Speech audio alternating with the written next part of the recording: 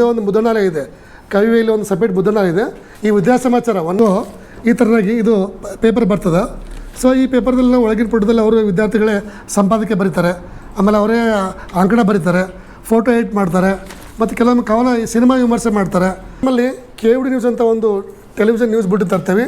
ಇಲ್ಲಿ ವಿದ್ಯಾರ್ಥಿಗಳೇ ಶೂಟಿಂಗ್ ಮಾಡಿ ಅವರು ಎಡಿಟ್ ಮಾಡ್ತಾರೆ. ಸೊ ಒಟ್ಟಾರೆ ಮುಖ್ಯ ಉದ್ದೇಶ ಅಂತಂದರೆ ಅವರು ವಿದ್ಯಾರ್ಥಿಗಳು ಪ್ರಿಂಟ್ ಮೀಡಿಯಾ ಎಕ್ಸ್ಪರ್ಟ್ ಆಗ್ತಾರೆ, ಟೆಲಿವಿಷನ್ ಮೀಡಿಯಾ ಎಕ್ಸ್ಪರ್ಟ್ ಆಗ್ತಾರೆ, ಜೊತೆಗೆ ಬೇರೆ ಬೇರೆ ಸೋಷಿಯಲ್ ಮೀಡಿಯಾಗಳಿಗೆ ಕಂಟೆಂಟನ್ನು ಹೇಗೆ ಕಳಿಸ್ಬೇಕು ಅಂತಕ್ಕಂಥದ್ದು ಕೂಡ ಅಲ್ಲಿ ಇರ್ತದೆ. ಸೊ ನಮ್ಮ ಭಾಳ ಜನ ಬೆಂಗಳೂರಿನ ಮಾಧ್ಯಮ ಸಂಸ್ಥೆಯವರು, ಅದು ಟಿ ವಿನೇ ಇರಲಿ ಅಥವಾ ರೇಡಿಯೋ ಇರಲಿ, ಅವ್ರನ್ನ ಫಸ್ಟ್ ಫೋನ್ ಮಾಡಿ ನಿಮ್ಮ ಹುಡುಗರು ಕಳಿಸ್ಕೊಡ್ರಿ ಅಂತಾರೆ. ಈ ಸದ್ಯ ನಮಗೊಂದು 20 ಮಂದಿ ಕಳಿಸ್ಕೊಡಿ ಅಂತಾರೆ. ನಮ್ಮಲ್ಲಿ ಕಲಿತಂಥ ವಿದ್ಯಾರ್ಥಿಗಳು ಎಲ್ಲರೂ ಜಾಬ್ ಹೋಗಿದ್ದಾರೆ, ಮಿನಿಮಮ್ 20,000 ಕೊಡ್ತಾರೆ. ನಾವು ಅವ್ರಿಗೆ ಹೇಳಿದೆ ಮೊನ್ನೆ 25-30 ಕೊಡ್ಬೇಕು, ಅದಕ್ಕೂ ಒಪ್ಕೊಂಡಿದ್ದಾರೆ. ಪ್ರಜಾವಾಣಿ ಇಟ್ಟಿರ್ತಕ್ಕಂಥ ರವೀಂದ್ರ ಭಟ್ ಇರ್ಬೋದು, ವಿಶ್ವವಾಣಿ ಇಟ್ಟಿರ್ತಕ್ಕಂಥ ಸುರೇಶ್ ವಿಶ್ವೇಶ್ವರ ಭಟ್ ಇರ್ಬೋದು, ಹಾಗೆ ಇಂಡಿಯನ್ ಎಕ್ಸ್ಪ್ರೆಸ್ ಇಟ್ಟಿರ್ತಕ್ಕಂಥ ರಾಮ ಪಾಟೀಲ್ ಇರ್ಬೋದು, ಹೀಗೆ ಹಲವಾರು ಟಿ ವಿ ಚಾನಲ್ಗಳಲ್ಲಿ ಪಿರಿಯಾಡಿಗಳು ನಮ್ಮ ವಿದ್ಯಾರ್ಥಿಗಳಿದ್ದಾರೆ. ಕರ್ನಾಟಕ ರಾಜ್ಯದ ಇಬ್ಬರು ಮುಖ್ಯಮಂತ್ರಿಗಳಿಗೆ ನಮ್ಮ ವಿಭಾಗದ ವಿದ್ಯಾರ್ಥಿಗಳು ಮಾಧ್ಯಮ ಸಂಯೋಜಕರಾಗಿದ್ದರು. ಟೆಲಿವಿಷನ್ ಹೆಡ್ಸ್ ಆಗಿ ಕೂಡ ಇವತ್ತು ಬಹುತೇಕ ಚಾನಲ್ಗಳು ನಮ್ಮ ವಿದ್ಯಾರ್ಥಿಗಳಿದ್ದಾರೆ. ಏನು ವಿಶ್ವೇಶ್ವರ ಭಟ್ರು ಕೇಳಿದೆ ನಾನು, ಇಲ್ಲೇ ಕಲ್ತಿದ್ದೆ. ಇದು ವಿಶ್ವೇಶ್ವರ ಭಟ್ರು ಇಲ್ಲಿ ನಮ್ಮ ಗುರುಗಳು ಇದ್ರು, ಬಾಸ್ಮಣ್ ಸರ್, ಗಂಗಾರಪ್ಪ ಸರ್. ಅವಾಗ ಅವರು ಇಲ್ಲಿ MSc ಮಾಡ್ತಿದ್ರಂತೆ. ರವೀಂದ್ರ ಭಟ್ ಇದ್ದಾರೆ, ಅವರು ಭಾಳ ಸಿಂಪಲ್ ಮ್ಯಾನ್. ಇಲ್ಲೇ ನ್ಯೂ ಹಾಸ್ಟೆಲಲ್ಲಿ ಸೆಲೆಮ್ ಹಾಸ್ಟೆಲ್ ಅಡಿಗೆ ಮಾಡಿ ಊಟ ಮಾಡ್ತಿದ್ರು. ಅವರು ಪ್ರಜಾವಾಣಿ ದೊಡ್ಡ ಪತ್ರಿಕೆ ಸಂಪಾದಕರಿಗೆ. ಈಗ ಪ್ರಜಾವಾಣಿ ಇಲ್ಲೇ ಕಲ್ತವ್ರು, ನಮ್ಮ ಸೀನಿಯರ್ ಅವರು. ಇವತ್ತು ಈ ಡಿಪಾರ್ಟ್ಮೆಂಟ್ನಲ್ಲಿ ಒಂದು 2 ಡ್ರೆಸ್ ಹಾಕೊಳ್ಳೋಕೆ ಡ್ರೆಸ್ ಇಲ್ಲದೆ ಅಂತ ವಿದ್ಯಾರ್ಥಿಗಳು ಇವತ್ತು ಕೋಟ್ಯಾಧಿಪತಿಗಳ ಬೆಂಗಳೂರಲ್ಲಿ ಇವತ್ತು ಅಷ್ಟು ದೊಡ್ಡ ಪ್ರಮಾಣದಲ್ಲಿ ಸ್ವಂತ ಶ್ರಮದಿಂದ ಬೆಳೆದಿದ್ದಾರೆ. ಸೊ ಕರ್ನಾಟಕದಲ್ಲಿ ಮಾಧ್ಯಮ ಶಿಕ್ಷಣ ನೀಡುವುದರಲ್ಲಿ ಮೈಸೂರು ವಿಶ್ವವಿದ್ಯಾಲಯ ನಂತರ ಧಾರವಾಡದ ಕರ್ನಾಟಕ ವಿಶ್ವವಿದ್ಯಾಲಯ 3ನೇ ವಿಶ್ವವಿದ್ಯಾಲಯ. ಇದೊಂದು ಅರ್ಥದಲ್ಲಿ ಪತ್ರಿಕೋದ್ಯಮ ಶಿಕ್ಷಣವನ್ನು ಕಲಿಸಲಿಕ್ಕೆ ನಾರ್ತ್ ಕರ್ನಾಟಕ ಸ್ಟೂಡೆಂಟ್ಸ್ಗೆ ಒಂಥರ ಗೇಟ್ವೇ ಆಫ್ ಇಂಡಿಯಾದಂಗೆ north Karnataka gateway of India journalism ಕೋರ್ಸ್ಗೆ ನಮ್ಮ ಕರ್ನಾಟಕ ಯೂನಿವರ್ಸಿಟಿ ವಿಭಾಗ ಇದೆ. ಸೊ ಕಳೆದ 44 ವರ್ಷಗಳಿಂದ ಇದು ಮುದ್ರಣ ಮಾಧ್ಯಮದಲ್ಲಿ ಸುಮಾರು ಒಂದು 500ಕ್ಕಿಂತ ಹೆಚ್ಚು ಜನ ಪತ್ರಕರ್ತರನ್ನು ತಯಾರು ಮಾಡಿದ ಭಾಳ ಮಹತ್ವದ ವಿಭಾಗ. ಈ ವಿಭಾಗದಲ್ಲಿ ನಾನು ಕಳೆದ 13 ವರ್ಷಗಳಿಂದ ಸಹಪ್ರಾಧ್ಯಾಪಕನಾಗಿ, ಮುಖ್ಯಸ್ಥನಾಗಿ ಮತ್ತು ಈಗ ಪ್ರಾಧ್ಯಾಪಕನಾಗಿ ಕೆಲಸ ಮಾಡ್ತಿದ್ದೀನಿ. ಸೊ ನಮ್ಮ ಪತ್ರಿಕೋದ್ಯಮ ವಿಭಾಗ ಈಗ ಕಾಲಕ್ಕೆ ತಕ್ಕಂತೆ ಸಾಕಷ್ಟು ಬದಲಾಗಿದೆ. ಈಗ ಮುಖ್ಯವಾಗಿ ಪತ್ರಿಕೋದ್ಯಮ ವಿದ್ಯಾರ್ಥಿಗಳು ಈ ಪತ್ರಿಕೆಯನ್ನು ಹೆಂಗೆ ಡಿಸೈನ್ ಮಾಡಬೇಕು. ಈಗ ನಾವು ಇಡೀ ಕ್ಯಾಂಪಸ್ಸಲ್ಲಿ ಏನು ಮಾಡ್ತೀವಿ, ನಡೀತಕ್ಕಂಥ ಕಾರ್ಯಕ್ರಮಗಳನ್ನು ರಿಪೋರ್ಟಿಂಗ್ ಕಳಿಸ್ತೇವೆ. ರಿಪೋರ್ಟಿಂಗ್ ಕಳಿಸಿದ ಮೇಲೆ ಅವರು ಅವತ್ತೇ ಬಂದು ಆ ರಿಪೋರ್ಟ್ಗಳನ್ನು ಡಿಸೈನ್ ಮಾಡಬೇಕು, ಟೈಪ್ ಮಾಡಬೇಕು, ಡಿಸೈನ್ ಮಾಡಬೇಕು. ಹೀಗೆ ನಿರಂತರವಾಗಿ ಒಂದು ಸೆಮಿಸ್ಟರ್ದಲ್ಲಿ 7 ವಿಷಯಗಳಿರ್ತವೆ, 7 ಸಂಚಿಕೆ ಇರ್ತವೆ ವಿದ್ಯಾಸಮಾಚಾರದ್ದು. ಈಗ ಇದು ಫಸ್ಟ್ ಮತ್ತು ಸೆಕೆಂಡ್ ಇಶ್ಯೂ. ಈಗ 7 ಇಶ್ಯೂ ರೆಡಿಯಾಗಿದ್ದಾವೆ. ಈಗ ಪ್ರಿಂಟ್ ಆಗಿ ಬರ್ತದೆ. ನಮ್ಮದೇ ಒಂದು ಮುದ್ರಣಾಲಯ ಇದೆ, ಕವಿಯಲ್ಲಿ ಒಂದು ಸಪ್ರೇಟ್ ಮುದ್ರಣಾಲಯ ಇದೆ, ಇಲ್ಲಿ ಪ್ರಿಂಟ್ ಆಗಿ ಬರ್ತದೆ. ಸೊ ಹಾಗೆ ಅವ್ರಿಗೆ ವಿಶೇಷವಾಗಿ ಈ ವಿದ್ಯಾಸಮಾಚಾರ 1ನೇ ಪುಟ, 2ನೇ ಪುಟ, 3ನೇ ಪುಟ, 4ನೇ ಪುಟ, ಸೊ ಈ ಥರನಾಗಿ ಇದು ಪೇಪರ್ ಬರ್ತದೆ. ಸೊ ಈ ಪೇಪರ್ದಲ್ಲಿ ನಾವು ಒಳಗಿನ ಪುಟದಲ್ಲಿ ಅವರು ವಿದ್ಯಾರ್ಥಿಗಳೇ ಸಂಪಾದಕೀಯ ಬರೀತಾರೆ, ಆಮೇಲೆ ಅವರೇ ಅಂಕಣ ಬರೀತಾರೆ, ಫೋಟೋ ಎಡಿಟ್ ಮಾಡ್ತಾರೆ, ಮತ್ತು ಕೆಲವೊಮ್ಮೆ ಕವನ ಸಿನಿಮಾ ವಿಮರ್ಶೆ ಮಾಡ್ತಾರೆ. ಸೊ ಒಟ್ಟಾರೆಯಾಗಿ ಈ ಶೈಕ್ಷಣಿಕ ಕಾರ್ಯಕ್ರಮಗಳನ್ನು ಅವರು ವಿದ್ಯಾಸಮಾಚಾರ ಕವರ್ ಮಾಡ್ತಾರೆ. ಮುಖ್ಯ ಉದ್ದೇಶ ಏನಂತಂದರೆ ಮಕ್ಕಳಿಗೆ ನಮ್ಮಲ್ಲಿ ಬರ್ತಕ್ಕಂಥ ಸುಮಾರು 90% ವಿದ್ಯಾರ್ಥಿಗಳು ಹಳ್ಳಿಯಿಂದ ಬಂದಂಥವ್ರು. ಅವರು ಪೇಪರ್ ಕೂಡ ಓದಿರೋದಿಲ್ಲ, ಬಟ್ ಇಲ್ಲಿ ಬಂದ ಮೇಲೆ ಅವರು ಪೇಪರ್ ಓದ್ತಾರೆ, ಅದನ್ನು ಅವರು ಸುದ್ದಿ ಬರವಣಿಗೆ ಕೌಶಲ್ಯವನ್ನು ಕಲಿತಾರೆ, ಮತ್ತು ಕಂಪ್ಯೂಟರ್ನಲ್ಲಿ ಇನ್ ಡಿಸೈನು, ಅಡೋಬಿ ಸಾಫ್ಟ್ವೇರ್ ಕಲಿತಾರೆ. ತಾವೇ ಸ್ವತಃ ಅವನ್ನ ಪ್ರಿಂಟ್ ಮಾಡಿ ಹೊರತಾರೆ. ಈ ಮೂಲಕವಾಗಿ ಮುದ್ರಣ ಮಾಧ್ಯಮದಲ್ಲಿ ಯಾವುದೇ ಪತ್ರಿಕೆ ಹೋದರೂ ಅವರು ಸೆಟ್ ಆಗ್ತಾರೆ. ಆ ಜೊತೆಗೆ ನಮ್ಮಲ್ಲಿ KVD ನ್ಯೂಸ್ ಅಂತ ಒಂದು ಟೆಲಿವಿಷನ್ ನ್ಯೂಸ್ ಬಿಟ್ಟು ತರ್ತೀವಿ. ಇಲ್ಲಿ ವಿದ್ಯಾರ್ಥಿಗಳೇ ಶೂಟಿಂಗ್ ಮಾಡಿ ಅವರು ಎಡಿಟ್ ಮಾಡ್ತಾರೆ. ಸೊ ಒಟ್ಟಾರೆ ಮುಖ್ಯ ಉದ್ದೇಶ ಅಂತಂದರೆ ಅವರು ವಿದ್ಯಾರ್ಥಿಗಳು ಪ್ರಿಂಟ್ ಮೀಡಿಯಾ ಎಕ್ಸ್ಪರ್ಟ್ ಆಗ್ತಾರೆ, ಟೆಲಿವಿಷನ್ ಮೀಡಿಯಾ ಎಕ್ಸ್ಪರ್ಟ್ ಆಗ್ತಾರೆ, ಜೊತೆಗೆ ಬೇರೆ ಬೇರೆ ಸೋಷಿಯಲ್ ಮೀಡಿಯಾಗಳಿಗೆ ಕಂಟೆಂಟನ್ನು ಹೇಗೆ ಕಳಿಸ್ಬೇಕು ಅಂತಕ್ಕಂಥದ್ದು ಕೂಡ ಅಲ್ಲಿ ಇರ್ತದೆ.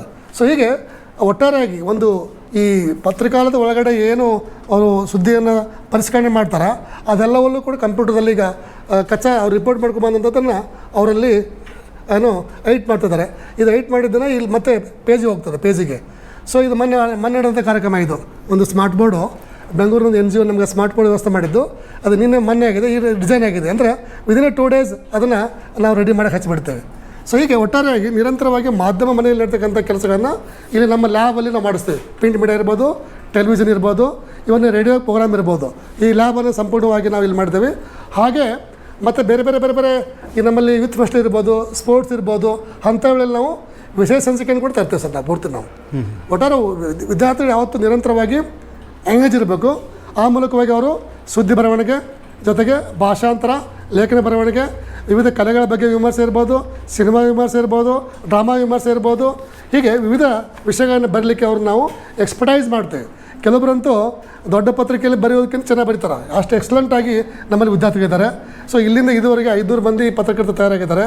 ನಮ್ಮ ಭಾಳ ಜನ ಬೆಂಗಳೂರಿನ ಮಾಧ್ಯಮ ಸಂಸ್ಥೆಯವರು, ಅದು ಟಿ ವಿನೇ ಇರಲಿ ಅಥವಾ ರೇಡಿಯೋ ಇರಲಿ, ಅವ್ರನ್ನ ಫಸ್ಟ್ ಫೋನ್ ಮಾಡಿ ನಿಮ್ಮ ಹುಡುಗರು ಕಳಿಸ್ಕೊಡ್ರಿ ಅಂತಾರೆ. ಈ ಸದ್ಯ ನಮಗೊಂದು 20 ಮಂದಿ ಕಳಿಸ್ಕೊಡಿ ಅಂತಾರೆ. ನಮ್ಮಲ್ಲಿ ಕಲಿತಂಥ ವಿದ್ಯಾರ್ಥಿಗಳು ಎಲ್ಲರೂ ಜಾಬ್ ಹೋಗಿದ್ದಾರೆ. ಮಿನಿಮಮ್ 20,000 ಕೊಡ್ತಾರೆ. ನಾವು ಅವ್ರಿಗೆ ಹೇಳಿದೆ ಮೊನ್ನೆ 25-30 ಕೊಡ್ಬೇಕು, ಅದಕ್ಕೂ ಒಪ್ಕೊಂಡಿದ್ದಾರೆ.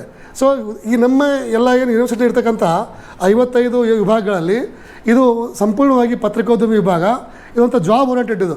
ಇವತ್ತು ನೌಕರಿ ಇಲ್ಲ ಅಂತಾರೆ, ಬಟ್ ನಮ್ಮ ಹುಡುಗರಿಗಾಗಿ ನೌಕರಿ ಎಲ್ಲರಿಗೂ ಸಿಗ್ತದೆ. ಸೊ ನಮ್ಮಲ್ಲಿ ಬಂದ 95% ವಿದ್ಯಾರ್ಥಿಗಳಿಗೆ ಜಾಬ್ ಸಿಗ್ತದೆ. ಸೊ ಅಂಥ ಒಂದು ಪ್ರೊಫೆಷನಲ್ ಕೋರ್ಸ್ ಪತ್ರಿಕೋದ್ಯಮ ನಮ್ಮದಿದೆ. ಇಲ್ಲಿ ಬಂದಂಥ ವಿದ್ಯಾರ್ಥಿಗಳು ತಮ್ಮ ಬದುಕನ್ನು ರೂಪಿಸ್ಕೊಂಡಿದ್ದಾರೆ. ಈ ಪತ್ರಿಕೋದ್ಯಮ ಮಾಡೋದೇ ಒಂದು ಟರ್ನಿಂಗ್ ಪಾಯಿಂಟ್.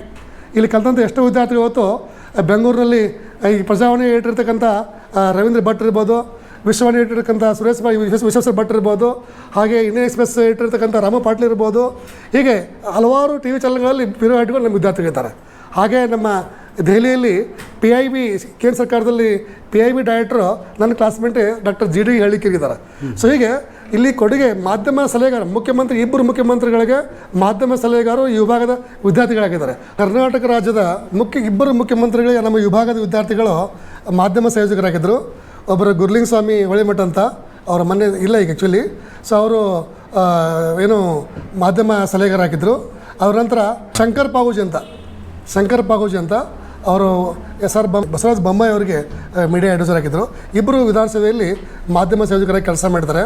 ಹಾಗೆ ಇಲ್ಲೇ ಕಲಿತಂಥ ವಿದ್ಯಾರ್ಥಿಗಳು. ಹಾಗೆ ಇವತ್ತು PRO ಸಾಮಾಜಿಕ ಸಂಪರ್ಕ ಕ್ಷೇತ್ರದಲ್ಲಿ ನಮ್ಮ ವಿದ್ಯಾರ್ಥಿ ಪ್ರವೀಣ್ ಸಿರಿಯಣ್ಣವ್ರು ಅಂತ, ಅವರು ಬ್ಯಾಂಡ್ಕಾಮ್ದ ಮುಖ್ಯ ಹೆಡ್ ಆಗಿದ್ದಾರೆ, ಆಲ್ ಇಂಡಿಯಾ ಲೆವೆಲ್ಲು ದೊಡ್ಡ ಸಂಸ್ಥೆ. ಹಾಗೆ ಧನಂಜಯ ಕುಲಕರ್ಣಿ, ಮಹೇಶ್ ಕುಲಕರ್ಣಿ. ಸೊ ಭಾಳ ಜನ PRಗಳು, ಒಂದು 7 ಜನ PRಗಳು ನಮ್ಮ ವಿಭಾಗದಿಂದ ಕೆಲಸ ಮಾಡ್ತಿದ್ದಾರೆ. ಜೊತೆಗೆ ಯಾರ್ಡಲ್ಲಿ ಕೆಲಸ ಮಾಡ್ತಿದ್ದಾರೆ. ಸಿನಿಮಾದಲ್ಲಿ ನಮ್ಮಲ್ಲಿಬ್ಬರು ನಿತೀಶ್ ಹೆಗಡೆ ಅಂತ ಅವರು ಒಂದು ದೊಡ್ಡ ಪ್ರಮಾಣದಲ್ಲಿ 2 ಸಿನಿಮಾ ಮಾಡಿ ಇಂಟರ್ನ್ಯಾಷನಲ್ ಅವಾರ್ಡ್ ಮಾಡಿದ್ದಾರೆ. ನಟೇಶ್ ಹೆಗಡೆ ಅಂತ ಅವರು ಈಗ ಒಂದು 6 ವರ್ಷದಿಂದ ಇಲ್ಲೇ ಪಾಸ್ ಆಗಿದ್ದಾರೆ. ಸೊ ಅವರು ಈಗ 2 ಇಂಟರ್ನ್ಯಾಷನಲ್ ಅವಾರ್ಡ್ ತೊಗೊಂಡಿದ್ದಾರೆ. ಹಾಗೆ ನಮ್ಮ ಸುಧಾಕರ್ ಅಂತ ಒಬ್ಬರು ಈ ಫಿಲ್ಮ್ ಕ್ಯಾಮ್ರಾದಲ್ಲಿ ತುಂಬ ಎಕ್ಸ್ಪರ್ಟು. ಸೊ ಹೀಗೆ ಬೇರೆ ಬೇರೆ ಪತ್ರಿಕೋದ್ಯಮದ ಪತ್ರಿಕೆಯಲ್ಲಿ ಒಂದು ಹೆಚ್ಚು ಕಡಿಮೆ ಒಂದು ದೊಡ್ಡ ಪತ್ರಿಕೆಯ ಸಂಪಾದಕರಾಗಿಯೇ 5 ಜನ ಇದ್ದಾರೆ. ಹಾಗೆ ಟೆಲಿವಿಷನ್ ಹೆಡ್ಸ್ ಆಗಿ ಕೂಡ ಇವತ್ತು ಬಹುತೇಕ ಚಾನಲ್ಗಳು ನಮ್ಮ ವಿದ್ಯಾರ್ಥಿಗಳಿದ್ದಾರೆ. ಏನು ವಿಶ್ವೇಶ್ವರ ಭಟ್ರು ಕೇಳಿದೆ ನಾನು, ಇಲ್ಲೇ ಕಲ್ತಿದ್ದೆ ಇದು. ವಿಶ್ವೇಶ್ವರ ಭಟ್ರು ಇಲ್ಲಿ ನಮ್ಮ ಗುರುಗಳು ಇದ್ರು, ಬಾಲಸುಬ್ರಹ್ಮಣ್ಯ ಸರ್, ಗಂಗಾರಪ್ಪ ಸರ್. ಅವಾಗ ಅವರು ಇಲ್ಲಿ MSc ಮಾಡ್ತಿದ್ರಂತೆ. MSc ಮಾಡ್ತಾ ಈ ಪತ್ರಿಕೋದ್ಯಮ ಬಗ್ಗೆ ಯಾರೋ ಹೇಳಿದ್ರಂತ ಅವ್ರಿಗೆ. ಸೊ ಅದು ಡಿಸ್ಕಂಟಿನ್ಯೂ ಮಾಡಿ ಈ ಪತ್ರಿಕೋದ್ಯಮ ಬಂದ್ರು ಅವರು. ಹೌದಾ? ಸೊ ಇಲ್ಲಿ ಕಲ್ತು ಇವತ್ತವರು ಒಂದು ಪತ್ರಿಕೆ ಮೊದಲು ಸೈನ್ ಕಾಣ್ ಚಾಲೂ ಮಾಡಿದ್ದವರು. ಅವರು ಭಾಳ ಕ್ರಿಯೇಟಿವ್ ಆಗಿ ತಮ್ಮದೇ ಆದ ಒಂದು ಇದರಲ್ಲಿ ಬೆಳೆದ್ರು. ವಿಜಯ ಕರ್ನಾಟಕ ಎಡಿಟರ್ ಆಗಿದ್ರು, ವಿಶ್ವವಾಣಿ, ಕನ್ನಡಪ್ರಭದಲ್ಲಿ ಕೆಲಸ ಮಾಡಿದರು. ಸೊ ಈಗ ಅವರೇ ವಿಶ್ವವಾಣಿ ಮತ್ತು ಅವ್ರದೇ ಒಂದು ಮಾಧ್ಯಮ ಸಂಸ್ಥೆ. ಮತ್ತು ಅವರು ಬರವಣಿಗೆಗಳಿಂದ ಪ್ರಭಾವಿತರಾಗಿ ಎಷ್ಟೋ ಈಗ ನೋಡಿ ಆದಿವಾಸಿ ಭಾರತೀಯರ ಬಗ್ಗೆ ಅವ್ರು ಬರೆದಿದ್ರು. ಅದ್ರ ಪ್ರಭಾವದಿಂದ ಒಂದು ಆದಿವಾಸಿ ಭಾರತೀಯರ ಒಂದು ಅನುಕೂಲಕ್ಕಾಗಿ ಒಂದು ಖಾತೆ ಚಾಲೂ ಮಾಡಿದ್ರು ಅವಾಗ ಹಿಂದಿನ ಗೌರ್ಮೆಂಟ್ ಇದ್ದಾಗ.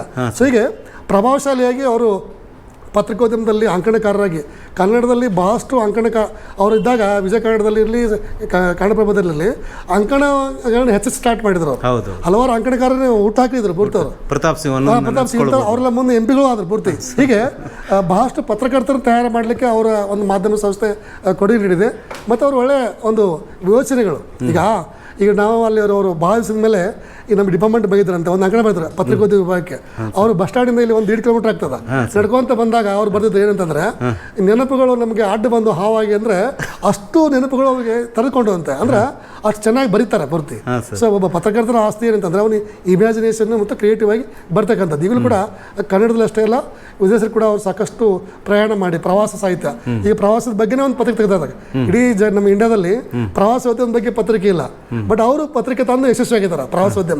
ಸೊ ಈಗ 5ನೇ ವರ್ಷ ಮುಗಿಗೆ ಬಂತು ಮತ್ತೆ ಈಗ ಅದು. ಸೊ 5 ಸಂಚಿಕೆ ಇದು ಮಾಡಿ. ಸೊ ಇದು ವಿಭಿನ್ನ ಪ್ರಯೋಗಗಳನ್ನ ಕನ್ನಡ ಪತ್ರಿಕೋದ್ಯಮದಲ್ಲಿ ನಮ್ಮ ವಿದ್ಯಾರ್ಥಿಗಳು ಹೊಸ ಪ್ರಯೋಗಗಳು ಮಾಡಿದ್ದಾರೆ. ಅದು ಭಾಳ ಹೆಮ್ಮೆಯ ವಿಷಯ ನಮಗೆ. ಈಗ ರವೀಂದ್ರ ಭಟ್ ಇದ್ದಾರೆ, ಅವರು ಭಾಳ ಸಿಂಪಲ್ ಮ್ಯಾನ್. ಇಲ್ಲೇ ನ್ಯೂ ಹಾಸ್ಟೆಲಲ್ಲಿ ಅಡಿಗೆ ಮಾಡಿ ಊಟ ಮಾಡ್ತಿದ್ರು. ಯಾರು ಪತ್ರಿಕೆ ಸಂಪಾದಕ? ಅವರು ಪ್ರಜಾವಾಣಿ ದೊಡ್ಡ ಪತ್ರಿಕೆ ಸಂಪಾದಕರಿಗೆ. ಈಗ ಪ್ರಜಾವಾಣಿ ಇಲ್ಲೇ ಕಲ್ತವ್ರು, ನಮ್ಮ ಸೀನಿಯರ್ ವೆರಿ ಸಿಂಪಲ್ ಮ್ಯಾನ್. ಈಗೂ ಸಿಂಪಲ್ ಅದಾರ ಅವ್ರು ಪೂರ್ತಿ. ಸೊ ಇವತ್ತು ಅವ್ರು ಇಲ್ಲೇ ಹಾಸ್ಟೆಲ್ ಇದ್ಕೊಂಡು ಕಲ್ತು ಅವರು ಬೇರೆ ಬೇರೆ ಪತ್ರಿಕೆಯಲ್ಲಿ ಕೆಲಸ ಮಾಡಿ ಪ್ರಜಾವಾಣಿ ದಾವಣಗೆರೆ ಇದ್ರೆ ಈ ಪ್ರಜಾವಾಣಿ ಎಡಿಟರ್ ಆಗಿದ್ದಾರೆ, ಅದರ ಎಜುಕೇಟೆಡ್ ಕಾರ್ಯನಿರ್ವಾಹಕ ಸಂಪಾದಕ ಎಲ್ಲ ಅವರೇ ಡಿಸಿಷನ್ ತಗೊಂತಾರೆ. ಹಾಗೆ ರಾಮು ಪಾಟೀಲ್ ಅಂತ NSPS ಇದ್ದಾರೆ, ಅವರು ತುಂಬ ಕ್ರಿಯೇಟಿವ್ ಆಗಿ ಇಂಗ್ಲೀಷಲ್ಲಿ ಅವ್ರು ಅಮೆರಿಕಕ್ಕೆ ಹೋಗಿದ್ರು. ಅಮೆರಿಕ ಅಧ್ಯಕ್ಷರು ಅಲ್ಲಿ ಏನು ಅಧಿಕಾರ ಸ್ವೀಕಾರ ಮಾಡಕತ್ತಾಗ ಅವ್ರು ಸ್ವಾಗತ ಮಾಡಕ್ಕೆ ಅಲ್ಲಿ ಕರ್ಸಿದ್ರು ಅವ್ರಿಗೆ, ಇಂಡಿಯಾದಿಂದ ಅಲ್ಲಿ ಹೋಗಿದ್ರು. ಇಂಥ ಬಹಳ ವಿಷಯಗಳಲ್ಲಿ ನಮ್ಮ ಇನ್ನು ನೂತನ್ ಜೋಶೆಟ್ಟಿ ಅಂತ ಅವರು ಬೆಂಗಳೂರು ಆಕಾಶವಾಣಿಯಲ್ಲಿ ಡೆಪ್ಯೂಟಿ ಡೈರೆಕ್ಟರ್ ಆಗಿ ಹಿರಿಯ ಕಾರ್ಯಕ್ರಮ ನಿರ್ವಾಹಕರಾಗಿ ಕೆಲಸ ಮಾಡ್ತಿದ್ದಾರೆ. ಸೊ ಭಾಳ ಚೆನ್ನಾಗಿದ್ದಾರೆ ಹೀಗೆ. ಸೊ ಟ್ರಾನ್ಸ್ಮಿಟ್ ಎಕ್ಸಿಕ್ಯೂಟಿವ್ ಆಗಿ, ಹಾಗೆ PRO ಆಗಿ, ಲೆಕ್ಚರ್ಸ್ ನಮ್ಮಲ್ಲಿಗೆ ನಾವು ಈಗ ನಾವು ಇಲ್ಲೇ ಕಲ್ತು ಲೆಕ್ಚರ್ ಆಗಿದ್ದು, ನಾವು ಇಲ್ಲೇ ಪ್ರೊಫೆಸರ್ ಆಗಿದ್ದು, ಇಲ್ಲೇ ಫಸ್ಟ್ ಚೇರ್ಮನ್ ಆಗಿದ್ದು. ಹಾಗೆ ಈ ಡಿಗ್ರಿ ಕಾಲೇಜಲ್ಲಿ ಬೇರೆ ಬೇರೆ ಯೂನಿವರ್ಸಿಟಿಯಲ್ಲಿ ಸುಮಾರು ಒಂದು 10ಕ್ಕಿಂತ ಹೆಚ್ಚು ಜನ ಟೀಚರ್ಸು ನಮ್ಮ ಪತ್ರಿಕೋದ್ಯಮದಲ್ಲಿ ನಮ್ಮ ಸ್ಟೇಟಲ್ಲಿ ಒಳ್ಳೆಯ ಯೂನಿವರ್ಸಿಟಿ ಮತ್ತು ಕಾಲೇಜಲ್ಲಿ ಗೌರ್ಮೆಂಟ್ ಕಾಲೇಜಲ್ಲಿ ಸರ್ವಿಸ್ ಮಾಡ್ತಿದ್ದಾರೆ. ಸರ್, ನಾ ಇಲ್ಲಿ ಬರೋದಕ್ಕಿಂತ ಮೊದಲು ಏನು ತಲೆಯಲ್ಲಿ ಇಟ್ಕೊಂಡು ಬಂದಿದೆ ಅಂದರೆ ಈ ಅಧ್ಯಯನ ಕೇಂದ್ರಗಳೆಲ್ಲ ಔಟ್ಡೇಟೆಡು, ಸೋಷಿಯಲ್ ಮೀಡಿಯಾದಲ್ಲಿ ನಾವೇನು ಕಾಣ್ತಾ ಇದ್ದೇವೆ ಅದೆಲ್ಲ ಇಲ್ಲಿ ಕಲ್ಸಂಗಿಲ್ಲ ಅಂತ ಆ ಭಾವನೆಯಲ್ಲಿ ಬಂದಿದ್ದೆ.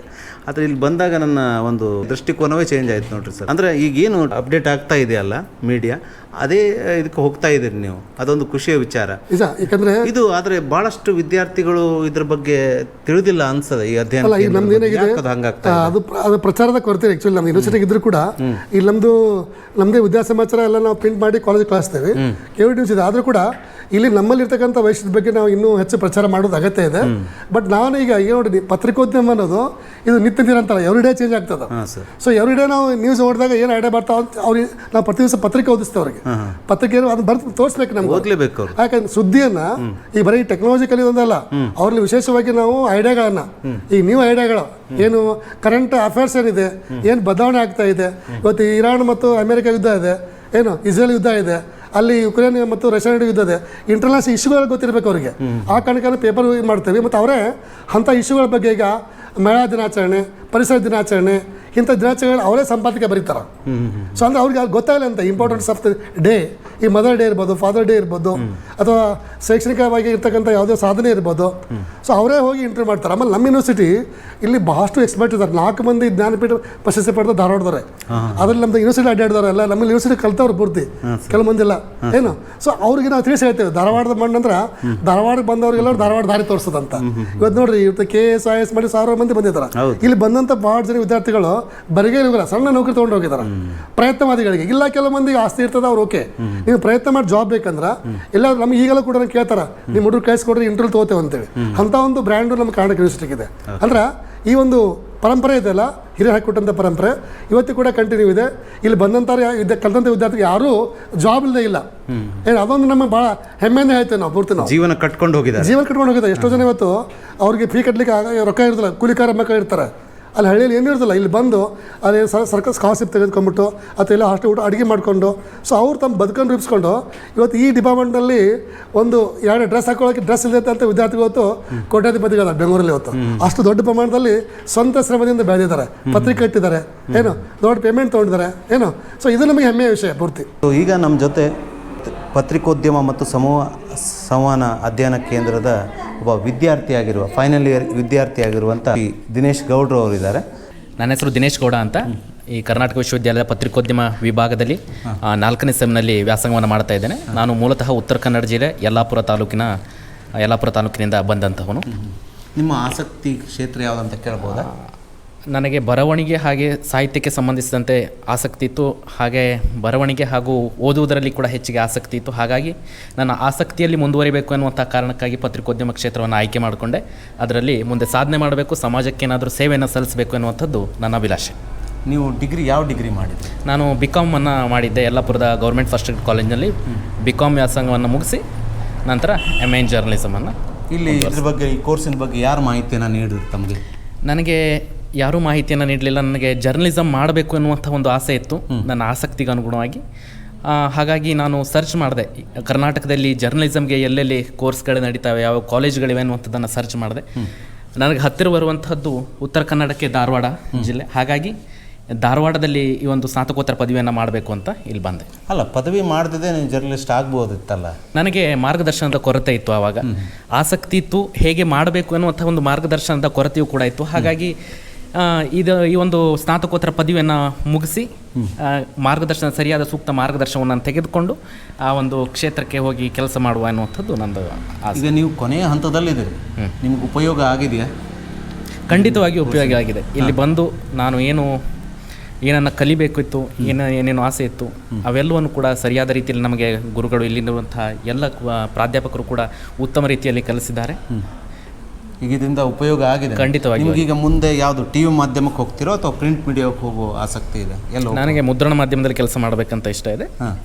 ಹಾಗಾಗಿ ಎಲೆಕ್ಟ್ರಾನಿಕ್ ಮಾಧ್ಯಮ ಮಾಡೋದಿಲ್ಲ ಅಂತಲ್ಲ, ಎಲ್ಲ ಯಾವುದೇ ಬಂದರೂ ಕೂಡ ಮಾಡಲಿಕ್ಕೆ ನಾನು ಸಿದ್ಧ ಇದ್ದೇನೆ. ಓಕೆ ಸರ್, ನಮ್ಮ ವಿಭಾಗದ ವತಿಯಿಂದ ಪ್ರತಿ 15 ದಿನಗಳಿಗೊಮ್ಮೆ ವಿದ್ಯಾ ಸಮಾಚಾರ ಎನ್ನುವಂತಹ ಒಂದು ಪ್ರಾಯೋಗಿಕ ಪತ್ರಿಕೆಯನ್ನು ಬಿಡುಗಡೆ ಮಾಡಲಾಗ್ತದೆ. ಇದೇ ಪತ್ರಿಕೆ? ಹೌದು. Okay okay. ನಿಮ್ಮ ಯೂನಿವರ್ಸಿಟಿಯಿಂದ?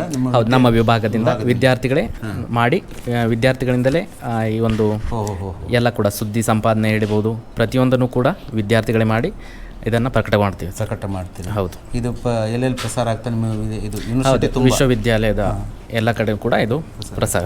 ವಿದ್ಯಾ ಸಮಾಚಾರ ಸರ್, ಇನ್ ಡಿಸೈನಿಂಗ್ ಸರ್. ನಾನು ಸೆಕೆಂಡ್ ಇಯರ್ 4th ಸೆಮ್ ವಿದ್ಯಾರ್ಥಿ ಸರ್.